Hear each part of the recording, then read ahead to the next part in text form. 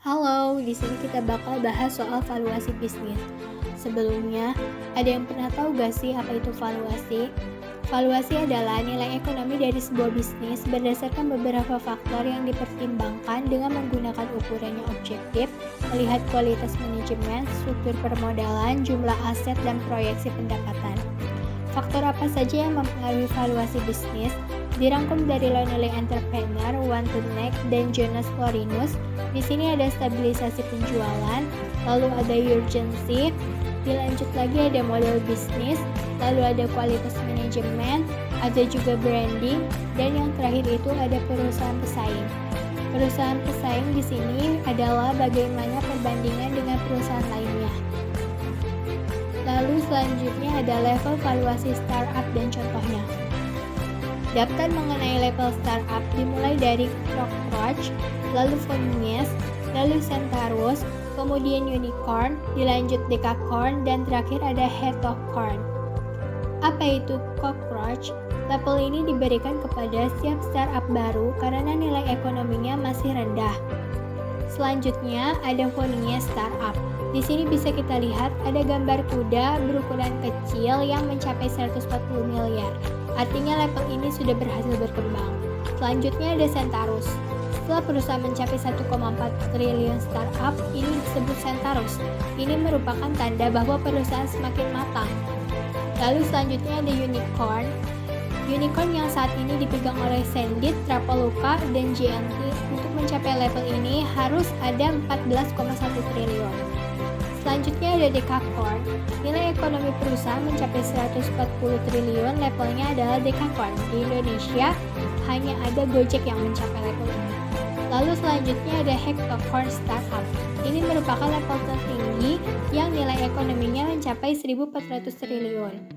Tujuan menghitung valuasi. Berdasarkan sumber dari Niaga Hostar, ada beberapa tujuan dari menghitung valuasi. Di antaranya, 1. Mengetahui nilai jual perusahaan. Dengan adanya valuasi, kita mengetahui nilai jual perusahaan yang kita miliki. Jika kita tidak mengetahui valuasi bisnis, apa yang akan terjadi? Yang akan terjadi adalah kesulitan dalam menentukan harga penawaran. Di sisi lain, kita juga sulit mengalami keputusan terkait itu. Sebagai contohnya, di sini ada Yahoo yang pernah menolak tawaran akuisisi senilai 44,6 miliar dolar dengan alasan penawaran ini dianggap kecil. Yang kedua ada mengevaluasi performa perusahaan. Ini juga digunakan untuk mengevaluasi performa perusahaan. Jika nilai tinggi berarti kondisi bisnis kita itu baik. Yang ketiga, menghitung saham pendanaan. Sebelum menyetujui sebuah pendanaan, investor pasti ingin tahu jumlah saham yang akan dimiliki di startup kita. Kita bisa menggunakan rumus ini, yaitu valuasi ditambah jumlah pendanaan. Setelah kita memakai rumus ini dan kita mendapatkan hasilnya, jadi kita bisa melihat jika investor menyetujui pendanaan tersebut, saham yang mereka miliki sebesar 1/5 atau 20% dari valuasi setelah pendanaan tadi. Selanjutnya ada metode valuasi bisnis. Dilansir dari website peluang.com, ada banyak cara bagi perusahaan untuk mencoba metode ini. Di antaranya adalah sebagai berikut. Yang pertama, kapitalis pasar. Kapitalisasi pasar adalah metode penilaian bisnis yang paling sederhana. Ini dihitung dengan mengalihkan harga saham perusahaan dengan jumlah total saham yang beredar. Lalu yang kedua ada metode pendapatan kali. Di bawah metode penilaian bisnis kali pendapatan, aliran pendapatan yang dihasilkan selama periode waktu tertentu diterapkan ke penggandaan yang tergantung pada industri dan lingkungan tersebut. Yang ketiga ada penggandaan pendapatan. Penggandaan pendapatan dapat digunakan untuk mendapatkan gambaran yang lebih akurat tentang nilai real suatu perusahaan.